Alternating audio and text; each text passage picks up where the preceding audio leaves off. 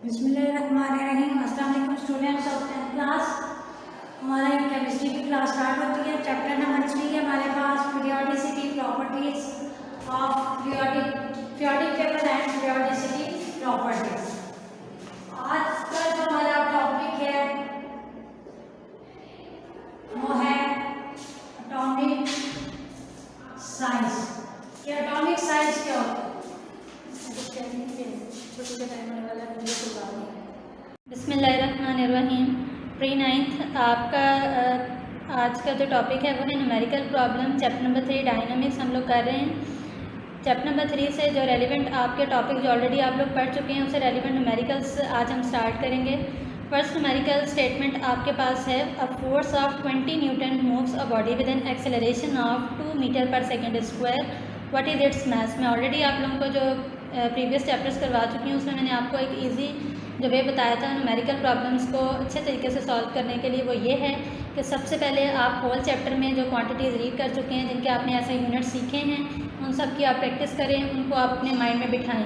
फिर क्या होता है कि जब आप न्यूमेरिकल स्टेटमेंट को रीड कर रहे होते हैं, अगर साथ डायरेक्टली मेंशन ना भी हो कि ये आपके पास इस क्वांटिटी की बात हो रही है, तो उसका ऐसे यूनिट आपको हेल्प आउट करता है कि आपको आइडिया हो जाता है कि हम बेसिकली यहाँ पे ये वाली वैल्यू ले रहे हैं इस क्वांटिटी के लिए। जैसे फॉर एग्जांपल यहाँ आपके पास लिखा हुआ है अ फोर्स ऑफ 20 न्यूटन, ठीक है, moves a body with an acceleration of 2 metre per second square. Let's suppose अगर इस तरह से लिखा होता a force of 20 newton moves with 2 metre per second square या accelerate with 2 metre per second square, directly उन्होंने एक्सेलरेशन मेंशन ना किया हो तो आपको metre per second square unit help out करेगा कि ये आपके पास एक्सेलरेशन की बात हो रही है, ठीक है। फिर आपको कहा जाता है कि इसमें आपने मैथ कैलकुलेट करना है। सबसे पहला स्टेप हमेशा हमने डाटा लिखना होता है, सेकेंडली हमने फार्मूला लिखना होता है। अगर फार्मूला में कोई डेरिवेशन करनी है, कोई चेंज लाना है, तो वो भी आपने फार्मूला वाले पोर्शन में करना है। देन आपने लेटेस्ट जो फॉर्म जो आपने एक्चुअली यूज़ करनी है उसमें आपने कैलकुलेशन करनी है, और लास्ट में आपने रिजल्ट प्रॉपर मेंशन करना है स्टेटमेंट में। क्लियर? अब देखें डाटा हमारे पास क्या गिवन है। जो फोर्स टोटल अप्लाई हो रही है बॉडी पे वो आपके पास 20 न्यूटन है, और जो एक्सेलरेशन है बॉडी का वो 2 मीटर पर सेकेंड स्क्वायर है, और मैथ हमने कैलकुलेट करना है। आपको याद होगा students, according to newton second law of motion आप इक्वेशन पढ़ के आए हैं, F is to M A. हमें चूँकि यहाँ पे m की वैल्यू चाहिए, इट मीन उसको सेपरेट करने के लिए a को राइट साइड पे ले जाके f से डिवाइड कर देंगे। ये आपके पास बन गई एक्चुअल इक्वेशन जिसको हमने कैलकुलेशन में यूज़ करना है। फोर्स और एक्सेलरेशन आपके पास गिवन थे, आपने इनकी वैल्यूज़ को एज इट इज़ पुट किया। फिर स्टूडेंट्स आपको पता है जो हमने वैल्यू फाइंड आउट करनी होती है उसके यूनिट पे कंसंट्रेट करना होता है कि हमें एट द एंड आंसर में उसका अप्रोप्रिएट यूनिट चाहिए होता है। जो उसका यूनिट है फॉर एग्जांपल मैथ है तो हमें किलोग्राम में चाहिए। 1 न्यूटन इक्वल होता है kilogram metre per second square के, तो आपने न्यूटन को ओपन किया kilogram metre per second square में, metre per second square and metre per second square cancel हो जाएंगे और आपके पास मैथ 10 kg आ गया। तो आप रिजल्ट में मेंशन करेंगे so the mass of a body will be 10 kg, जिसके लिए आपने वर्कआउट किया। क्लियर होगी बात? सेकंड स्टेटमेंट आपके पास जो न्यूमेरिकल की है वो आपके पास है, तो weight of a body is 147 Newton. अब यानी वेट किसी भी बॉडी का 147 न्यूटन आपको गिवन है। अब पूछ रहे हैं आपके पास उसका मास क्या होगा। अब फॉर एग्जांपल अगर वो चाहते हैं तो वो स्टेटमेंट को इधर भी एंड कर सकते थे, आगे आपको हिंट भी ना देते कि वैल्यू जी की ग्रेविटेशनल एक्सेलरेशन की 10 मीटर पर सेकेंड स्क्वायर होगी। उसकी वजह ये होती है कि वो आपको इसलिए ना बताते कि देखें जब हम लोग कह रहे हैं कि हमारे पास वेट भी गिवन है, हमारे पास मैथ भी गिवन है, आपके माइंड में फ़ौरन से क्लिक हो जाना चाहिए कि हमने इससे फैमिलियर एक फार्मूला पढ़ा है W=mg। तो इट मीन्स कि अगर आपके पास वेट भी गिवन होगा, आपके पास मैथ अननोन हमने कैलकुलेट करना है, तो हम ग्रेविटेशनल एक्सेलरेशन को 10 मीटर पर सेकेंड स्क्वायर ले सकते हैं।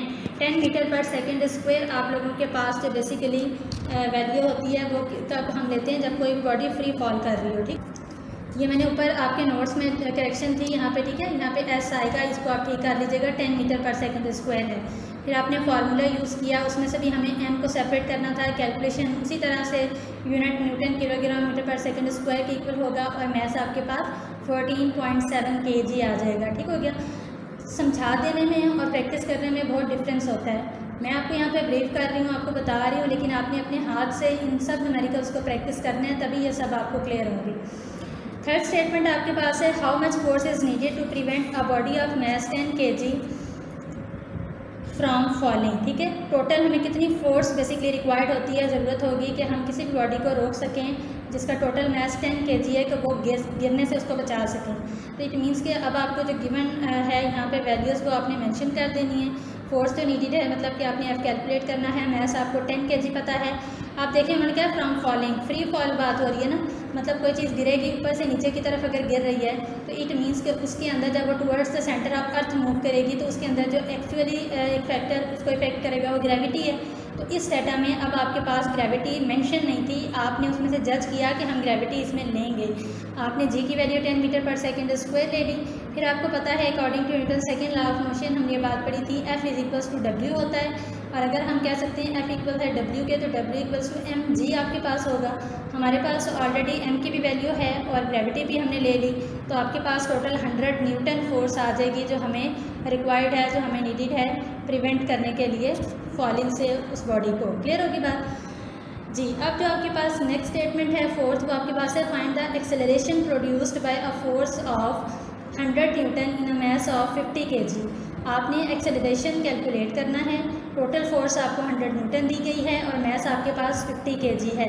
इजी न्यूमेरिकल है स्टार्टिंग से ये, ठीक है, इसमें कोई इतनी मुश्किल बात नहीं है। आपने सबसे पहले डाटा में बता दिया कि एक्सेलरेशन आपने कैलकुलेट करना है, उसके बाद फोर्स आपको 100 न्यूटन दी गई है, मास 50 kg है। फिर आपने उसी तरह न्यूटन सेकेंड लॉ इसमें भी यूज़ करना है। ए को हमने सेपरेट कर लिया, गिवन क्वांटिटीज़ को पुट कर दिया, अपने फार्मूला में कैलकुलेशन की और आपके पास रिक्वायर्ड एक्सेलरेशन की वैल्यू आ जाएगी। ठीक हो गया। ये आपके पास बहुत सिंपल और इजी से न्यूमेरिकल थे, इनमें कोई इतना मुश्किल काम नहीं था, सिंगल बेस्ड फार्मूला कैलकुलेशन। आपने अभी तक के जो मैंने 4 न्यूमेरिकल्स आप लोगों को बता दिए हैं, आप लोगों ने अपने नोट्स सामने रख के इनकी एक बार प्रैक्टिस देख के करनी है। उसके बाद इसको आप लोगों ने खुद से करने की कोशिश करनी है ताकि आपके माइंड में रहें। उसके अलावा आप मज़ीद प्रैक्टिस के लिए इसके एग्जांपल्स को सॉल्व करें अपनी टेक्स्ट बुक से, साथ साथ करते रहेंगे तो अच्छा रहेगा, ताकि नेक्स्ट लेक्चर में प्रीवियस आप लोगों को क्लियर हो। इंशाल्लाह नेक्स्ट लेक्चर के साथ कल मिलेंगे। अल्लाह हाफिज़। बिस्मिल्लाहिर्रहमानिर्रहीम। अस्सलाम वालेकुम। Class P9 science group, subject है आपका mathematics and the date is 10th of August and the day is Monday. Science 2.6 का क्वेश्चन नंबर 4 आज हम करने जा रहे हैं, जिसमें स्टेटमेंट है कैलकुलेट करना है आपने जी बार। आपको इस क्वेश्चन के 4 पार्ट्स दिए हुए, part A, part B, part C and part D. आपको इस क्वेश्चन के डिफरेंट पार्ट्स के अंदर एक कॉम्प्लेक्स नंबर दिया हुआ होगा, उस कॉम्प्लेक्स नंबर को आपने सिंप्लीफाई इन 4 पार्ट्स के अकॉर्डिंग करना है जो रिक्वायर्ड है ए बी सी डी की फॉर्म में।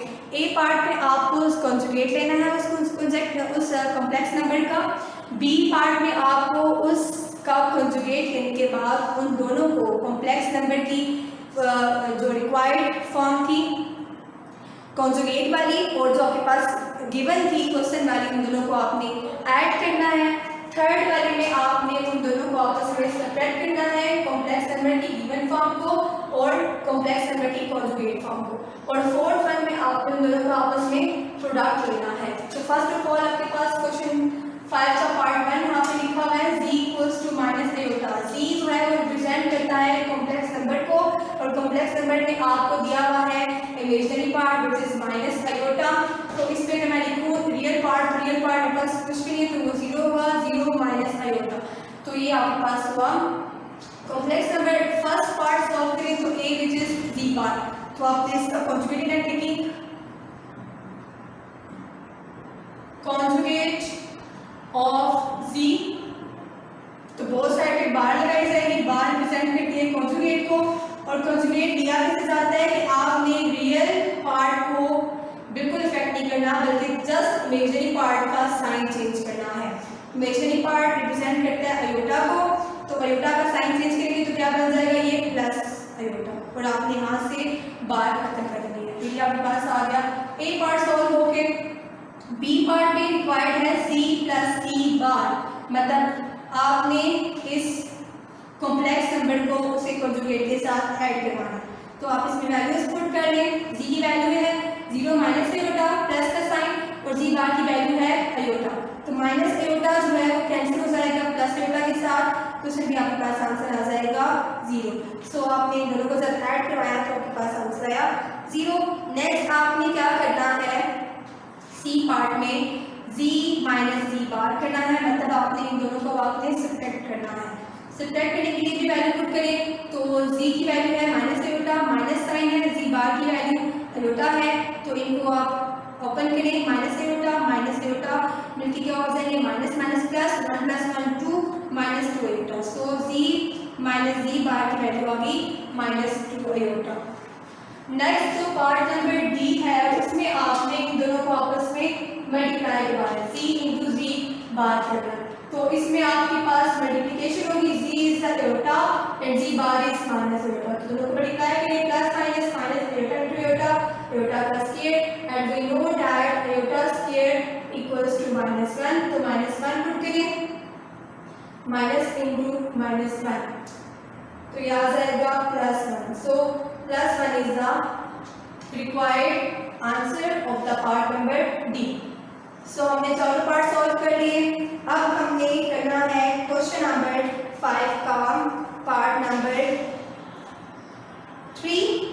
फर्स्ट एंड सेकंड पार्ट दोनों सेम है, जस्ट इनमें आपके पास वैल्यूज चेंज है, तो हम मूव करते हैं पार्ट नंबर 3 की तरफ। क्वेश्चन 5 का पार्ट नंबर 3 जिसमें आपको फ्रैक्शन फॉर्म दी हुई है, और जैसे हमने क्वेश्चन 4 में किया था फ्रैक्शन फॉर्म को सिंप्लीफाइड फॉर्म में कन्वर्ट किया था और स्टैंडर्ड फॉर्म बनाई थी, सेम एज दिस हमने इस क्वेश्चन में पहले उसको स्टैंडर्ड फॉर्म में कन्वर्ट करना है, फिर हमने जो रिक्वायर्ड ABC है वो एवेल्युएट करना है।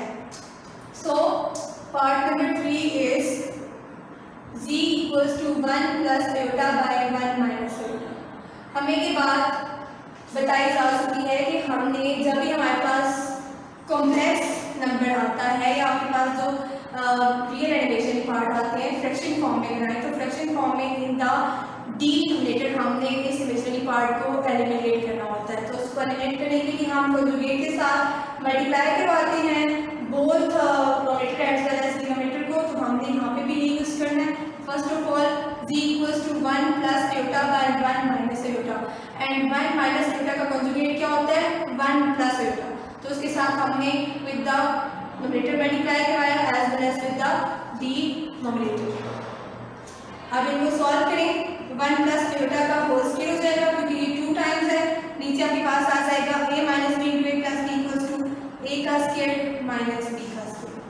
तो ये बनेगा, यहाँ पे फॉर्मूला ओपन कर लीजिए, a प्लस b का whole square equals to a square plus b square minus plus 2ab, क्योंकि मेरे साइन प्लस है, और नीचे जो है वो ओपन होगा a square minus b square, तो सॉरी यहाँ पे आपने पुट करना है iota square equals to -1। So a square plus b square plus 2ab का पैटर्न, नीचे 1 minus iota square. a is the first value which is 1, b second value which is iota, 1 and iota, 1 1 is 1 plus iota का square plus 2 iota by 1 minus iota square equals to -1। तो ये आ जाएगा 1 plus iota square की जगह पे आप -1 put कर लें, -1 plus 2 iota by 1 plus 1 minus minus क्या हो जाएगा प्लस, और 1 प्लस 1 हो जाएगा। नेक्स्ट टर्म में भी ओपनिंग की करनी है, तो ये बनेगा 1 प्लस 2 आयोटा बाय 2, तो 1 plus 1 equal to 2, 2 plus 2 iota by 2। अब दोनों में से 2 कॉमन जा रहा है फ्रॉम द नोमिनेटर, तो 2 कॉमन ले लेंगे, रिमेनिंग आ जाएगा यहाँ पे 1 प्लस आयोटा बाय 2, 2 दोनों से कैंसिल हो जाएंगे क्योंकि मल्टीप्लाई में नीचे डिवाइड में। तो अब आपके पास जो z बनेगा, जो स्टैंडर्ड फॉर्म है z की विच इज 1 प्लस आयोटा। अब इस स्टैंडर्ड फॉर्म से आपने ये पार्ट ए को, part B, C and D को एवेल्युएट करना। तो फर्स्ट ऑफ ऑल हमें जो पार्ट ए है उसमें कह रहे हैं कि आपने कॉन्जुगेट लेना है, मतलब जी बार लेना है, तो इसमें से आप लेंगे taking bar to both sides या conjugate to both sides, conjugate of G, तो जी बार इक्वल्स टू आ जाएगा 1 minus iota, because we know that conjugate में हम जस्ट इमेजिनरी पार्ट का साइन चेंज करते हैं, तो वो कर लिया 1 माइनस आयोटा उसका। अब पार्ट नंबर डी में क्या करना है, दोनों को ऐड करना है, जी प्लस जी बार करना है, तो आपके पास अब ये बनेगी फॉर्म, जी की वैल्यू थी 1 प्लस आयोटा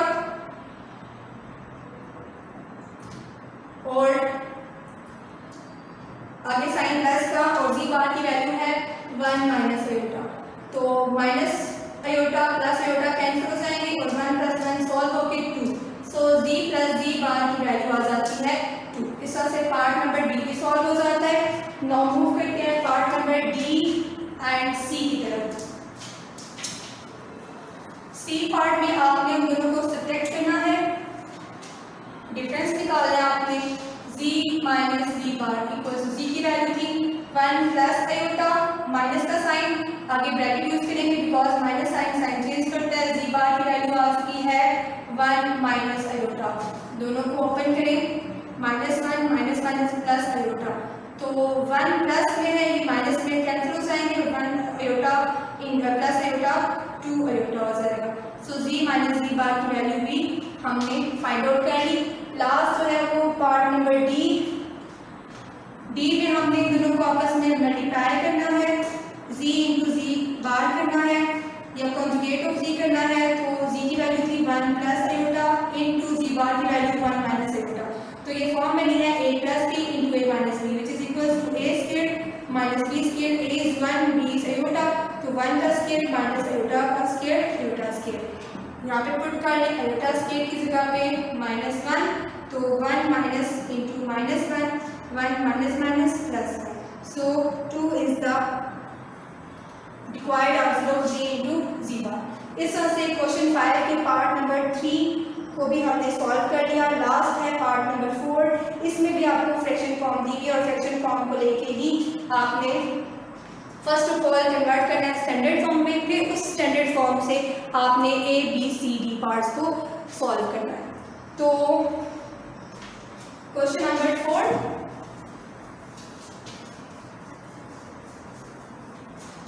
क्वेश्चन नंबर 5 का part number 4 is z equals to 4 minus 3 iota by 2 plus 4 iota. First of all इस डिनोमिनेटर के अंदर आपके पास 4 आयोटा नजर आ रहा है, आपको 4 आयोटा रिप्रेजेंट कर रहा है इमेजिनरी पार्ट को। और हमने ये बात आपको पहले लेक्चर में बता दिया है कि जब भी आपके पास इन द डिनोमिनेटर आ जाएगा इमेजिनरी पार्ट, हमें वहाँ से उसको एलिमिनेट करना होगा। कैसे एलिमिनेट करना होगा? कॉन्जुगेट से। तो कॉन्जुगेट अगर लिया जाए 2 प्लस 4 आयोटा का तो बनता है 2 माइनस 4 आयोटा। तो हम यहाँ पे इस कॉन्जुगेट के साथ दोनों टर्म्स को न्यूमरेटर को भी एज वेल एज डिनोमिनेटर को भी मल्टीप्लाई करवाएंगे। तो 2 minus 4 iota by 2 minus 4 iota, ये जब सॉल्व होंगे तो ये मल्टीप्लिकेशन होगी इनकी 4 minus 3 iota into 2 minus 4 iota by ये एक दफा प्लस में इंटू माइनस में तो ओपन होगा a square minus b square की फॉर्म में, because we know that a plus b into a minus b equals to a square minus b square. तो ये बनेगा 2 का स्क्वायर एंड 4 आयोटा का स्क्वायर। तो 4 अब इनको मल्टीप्लाई कर लेते हैं, 4 into 2 minus 4 iota minus 3 iota into 2 minus 4 iota by 2 का स्क्वायर 4 माइनस 4 का स्क्वायर 4 4 16 आयोटा का square. 4 2s are 8 minus 4 4 16 iota minus 6 iota plus 3 4s are 12 iota का स्क्वायर बाई 4 माइनस 16 आयोटा से जब पुट कर लें -1। सो हमने इस स्टेप में सिंप्लीफिकेशन किया है, मल्टीप्लिकेशन करके ओपनिंग किया और आयोटा की जगह पे हमने -1 को पुट किया। अब आपका नेक्स्ट जो है वो इसकी सिंप्लीफिकेशन आयोटा को आयोटा में सॉल्व करना है। तो ये आ जाएगा 8 minus 16 minus 6 22 iota plus 12 into iota की जगह आप यहाँ पे -1 पुट कर लेंगे थे, नीचे आ जाएगा 4 plus 16 equals to 20। 8 minus 22 iota minus 12 by 20, क्योंकि प्लस माइनस माइनस 12 बन जाए 12 एंड 16 प्लस 4 इक्वल्स टू 20। अब ये दोनों सॉल्व होंगे तो बनेगा 8 minus 12 equals to -4 minus 22 by 20। अब यहाँ पे रियल पार्ट और इमेजिनरी पार्ट सेपरेट कर लें। रियल पार्ट -4 बाई 20 क्योंकि 20 दोनों के साथ डिवाइड हो रहा है और आगे -22 बाई 20। इनकी कटिंग हो रही है, 4 1 4 4 5 20 एंड 2 1 2 2 1 2 तो 11 से 22 एंड 10 आर 20, तो ये बनती है फॉर्म आपके पास z इक्वल्स टू -1/5 -11/10 आयोटा। अब इस ये जो आपके पास फॉर्म आई है ये स्टैंडर्ड फॉर्म आ चुकी है z की, मतलब कॉम्प्लेक्स नंबर की। अब आप इस फॉर्म को यूज करके a b c d को फाइंड आउट करेंगे। a तो था वो था आपके पास z बार, मतलब आपने z कॉन्जुगेट लेना है। इस कॉम्प्लेक्स नंबर जो आपके पास गिवन था इसका आप कॉन्जुगेट लेंगे which is z equals to -1/5 -11/10 iota. तो taking conjugate to both sides, conjugate के लिए बार ली जाती है और कॉन्जुगेट ओपनिंग कैसे होती है, जब आप आयोटा का साइन चेंज करके आयोटा की टर्म का होता है ना माइनस है तो बन जाएगा +11/10 आयोटा। सो पार्ट 1 आपने यहाँ पे सिंप्लीफाई कर लिया। बी पार्ट में आपने दोनों को ऐड करवाना है, z प्लस z बार करना है, तो यहाँ पे z की वैल्यू थी -1/5 -11/10 आयोटा। नेक्स्ट आप साइन प्लस करे जाएंगे और आपने एडिशन करनी थी तो -1/5 + 11/10 आयोटा पुट किया आपने z कंजुगेट की वैल्यू। माइनस प्लस माइनस ही रहेगा क्योंकि प्लस का साइन है, साइन चेंज नहीं होंगे, एज इट इज रहेंगे। तो आप इनको ओपन कर लें तो ये बनेगा -1/5 +++ 11/10 आयोटा। तो ये प्लस में था ये माइनस में था, आयोटा की टर्म्स +11/10 आयोटा -11/10 आयोटा कैंसिल हो जाएंगे तो ये बनेगा -1/5 -1/5, तो ये बन जाएगा -2/5। This is the required form of part B which is z plus z bar. Next C करते हैं। सी में आपके पास है z minus z conjugate.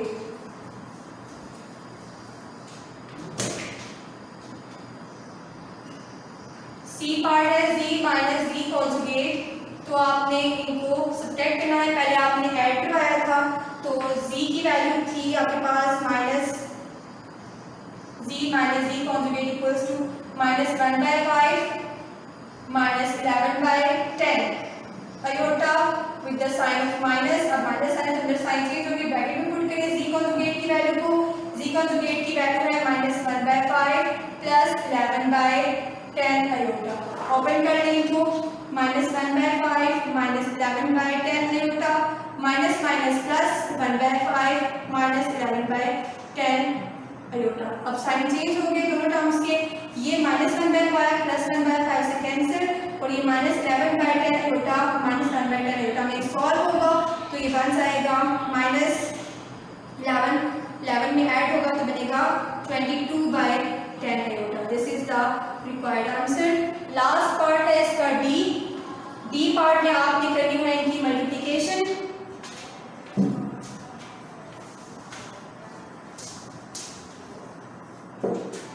D part is given by z into z bar।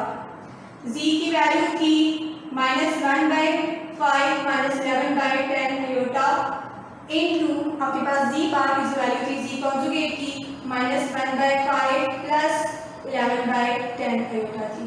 तो आपके पास ये जो फॉर्म अभी आपको नजर आ रही है ये है a - b into a + b, because दोनों में फर्स्ट वैल्यू सेम है -1/5 into -1/5 और सेकंड वैल्यू भी सेम है 11/10 तो ओपन हो जाएगा a² - b² because a + b into -b equals to a² - b²। First term है -1/5 तो कंसीडर होगी a, सेकंड टर्म है 11/10 तो कंसीडर होगी b। तो नेक्स्ट स्टेप आपके पास आ जाएगा -1 का स्केयर लें तो प्लस 1 हो जाता है, 5 का स्केयर 25 -11 का स्केयर 121 का स्केयर बाय 10 का स्केयर 100। तो ये बनेगा 1/25 -121/100 और ये प्लस की जगह पुट कर लें आप लोग -1 माइनस इंटू माइनस मिलके हो जाएंगे प्लस।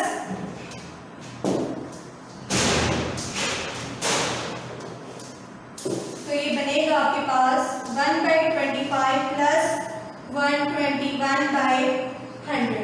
अब फ्रैक्शन फॉर्म में मिड में साइन प्लस के तो एलसीएम ले लेंगे इनका। एलसीएम लेने के बाद जो आपके पास आंसर आएगा एलसीएम 25 और 100 का ले तो 100 आता है। 25 4 ज़र 100 1 100, एलसीएम कंप्लीट हुआ, 4 1 4 प्लस 121। तो इनको सॉल्व करें, ऐड करें तो 121 प्लस 4 इक्वल्स टू 125/100। कटिंग हो रही है, 5 के साथ कैंसिलेशन की जाए तो 5 2 10 20 and 5 2 10 5 5 25, again 5 4 20 5 5 25। तो 5/4 is the required form of part D, which is z into z conjugate की वैल्यू आ जाती है 5/4। एलसीएम क्यों लिया? क्योंकि मिड साइन फ्रैक्शन फॉर्म के प्लस का था, तो एलसीएम लिया जाता है डिनोमिनेटर्स का 25 और 100 का एलसीएम लेंगे तो आपके पास 100 आएगा। अब आपने एलसीएम कंप्लीट करना होता है दोनों टर्म्स को लेके, दोनों फ्रैक्शन फॉर्म को लेके, तो 25 का डिवाइड पड़ा जाए 100 कंप्लीट करने के लिए, तो 25 4 से होता है, तो हमने इसी फ्रैक्शन फॉर्म के न्यूमरेटर के साथ 4 को मल्टीप्लाई कर दिया। ऐसे ही 100 किया जाए तो 100 1 सही होता है, तो 1 के साथ आपने किया। नेक्स्ट आपने सिंप्लीफिकेशन कर ली। इस तरह से क्वेश्चन नंबर 5 के ऑल पार्ट्स हो जाते हैं कंप्लीट। होप सो आपको समझ आए होंगे। लेक्चर आपका आज का यही एंड होता है। नेक्स्ट लेक्चर में हम लोग इंशाल्लाह क्वेश्चन 6 डिस्कस करेंगे। तब तक के लिए अल्लाह हाफ़िज़।